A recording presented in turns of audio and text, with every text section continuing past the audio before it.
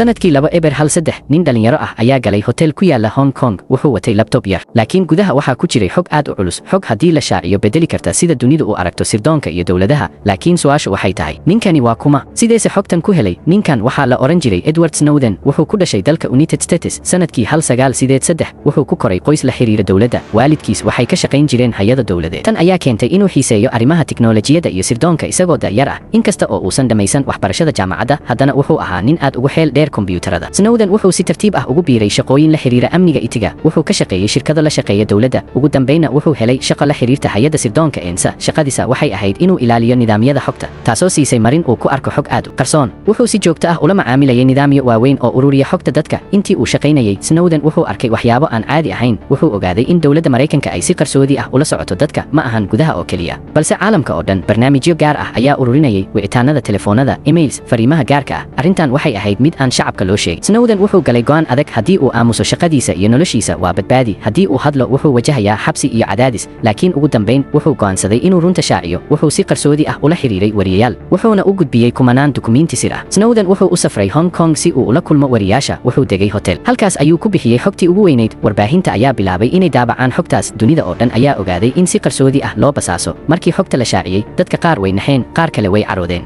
dawladda Mareykanka waxay ku eedeysay Snowden inuu jebiyey sharciga waxayna bilaabeen raadintiisa Snowden wuxuu ka baxay Hong Kong wuxuu isku dayay inuu gaaro dalal kale balse cadaadis ayaa jiray ugu dambeyn wuxuu gaaray dalka Ruusiya halkaas oo uu ka helay magangelyo tan iyo waqtigaas wuxuu ku nool yahay halkaas maanta dadka qaar waxay u arkaan Snowden inuu yahay geesi runta shaaciyey qaar kalena waxay u arkaan inuu yahay qof sir qaran bixiyey laakiin su'aasha ugu weyn weli waa taagan tahay runta la shaaciyey ma ahayd mid loo baahnaa mise waxay keentay khatar cusub